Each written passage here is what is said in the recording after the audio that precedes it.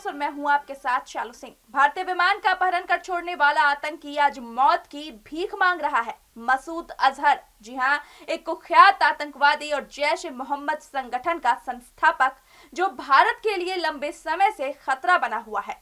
यह वही आतंकी है जिसे साल 1999 में कंधार प्लेन हाईजैक होने के बाद भारत को छोड़ना पड़ा था। वो कई आतंकी घटनाओं और कूटनीतिक विवादों से जुड़ा है। मसूद अजहर और उसकी गतिविधियों की पूरी कहानी हम आपको आज सुनाते हैं।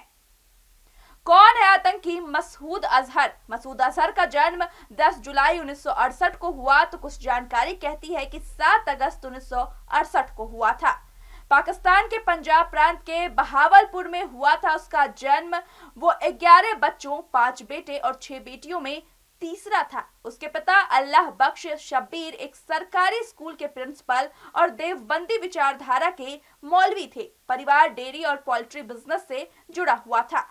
शिक्षा और कट्टरपंथ की शुरुआत की बात करें तो मसूद ने कराची के जामिया उलूम उल इस्लामिया मदरसे में शिक्षा प्राप्त की, जहां उसका संपर्क आतंकी संगठन हरकत उल अंसार यानी कि HUA से हुआ। वो HUA की उर्दू पत्रिका सादे मुजाहिदीन और अरबी पत्रिका सावते कश्मीर का संपादक बना।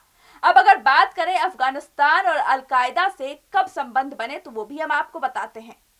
अफगानिस्तान और अलकायदा से संबंध 1980 के दशक के अंत में मसूद अफगानिस्तान गया, जहां उसकी मुलाकात अलकायदा के पूर्व प्रमुख ओसामा बिन लादेन से हुई। यह मुलाकात उसके आतंकी विचारों को और मजबूत करने में महत्वपूर्ण थी। क्या है जैश ए मोहम्मद? कब हुआ गठन? 1999 में इंडियन एयरलाइंस की उड़ान IC-814 के अपहरण के बाद मसूद अजहर को रिहा किया गया। उसके बाद फरवरी 2000 में उसने जैश ए मोहम्मद की स्थापना की। यह संगठन देवबंदी विचारों से प्रेरित है और उसका प्रमुख मकसद कश्मीर को भारत से अलग करके पाकिस्तान में मिलाना है। आतंकी गतिविधियों की बात करें तो जैश ए मोहम्मद ने भारत, अमेरिका और अन्य पश्चिमी देशों में कई आतंकी हमलों को अंजाम दिया। संगठन को पाकिस्तान की खुफिया एजेंसी ISI से फंडिंग, बुनियादी ढांचे और विदेशी दौरों में सहायता मिलती रही है। आपको बता दें कि जैश ए मोहम्मद पर 2002 में पाकिस्तान में अनऑफिशियल रूप से बैन लगाया गया था, लेकिन यह बैन केवल कागजी रहा। संगठन ने अपने शिविरों को स्वतंत्र रूप से जारी रखा। मसूद अजहर का परिवार और उनकी भूमिका क्या है, और ये भी हम आपको बता दें, मसूद अजहर का परिवार आतंकी गतिविधियों में गहराई से शामिल रहा है। उसका पूरा कुनबा जैश ए मोहम्मद के संचालन में महत्वपूर्ण भूमिका निभाता है। परिवार और रिश्तेदार क्या करते हैं, ये भी हम आपको बता देते हैं। पत्नी, मसूद की पत्नी का नाम साजिया। बेटे, 2 बेटे हैं। वलीउल्लाह जिहाद की ट्रेनिंग ले रहा था।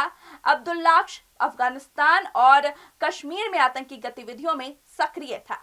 भाई मोहम्मद ताहिर अनवर जैश ए मोहम्मद में अस्कारी यानी कि सैन्य मामलों का कमांडर। उसका बेटा अफगानिस्तान में सक्रिय।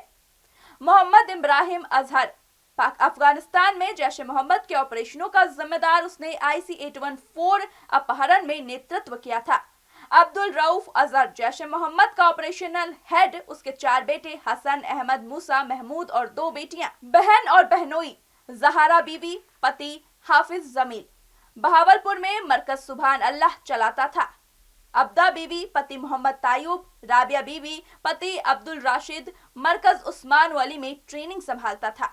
सादिया बीबी, पति यूसुफ अजहर बालाकोट में जैश ए मोहम्मद मरकज का नेता। साफिया बीबी, पति अनस उस्मान अली संगठन चलाता था। सुमायरा बीबी, पति मसूर अहमद उस्मान अली के डिफेंस विंग का जिम्मेदार।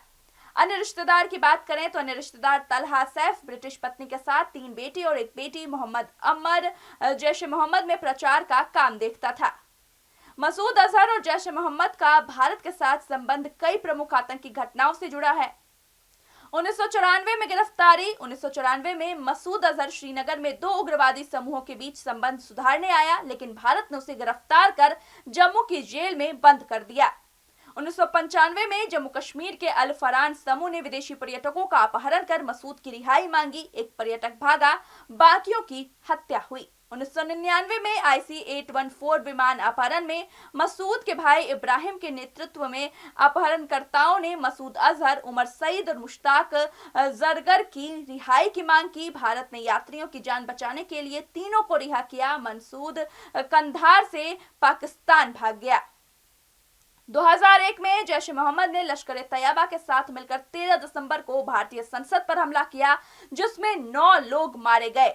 2001 में जम्मू कश्मीर विधानसभा हमला, इस हमले में 38 लोग मारे गए। 2016 में जैश ए मोहम्मद के पठानकोट वायुसेना अड्डे पर हमला किया, जिसमें 7 सुरक्षाकर्मी शहीद हुए। 2019 में जैश ए मोहम्मद ने पुलवामा में CRPF काफिले पर आत्मघाती हमला किया, जिसमें 40 जवान शहीद हुए, जिससे भारत पाकिस्तान तनाव बढ़ा। 2025 पहलगाम हमला, 22 अप्रैल को जैश ए मोहम्मद ने पहलगाम में हमला किया, जिसमें 26 लोग मारे गए। भारत ने जवाब में ऑपरेशन सिंदूर शुरू किया।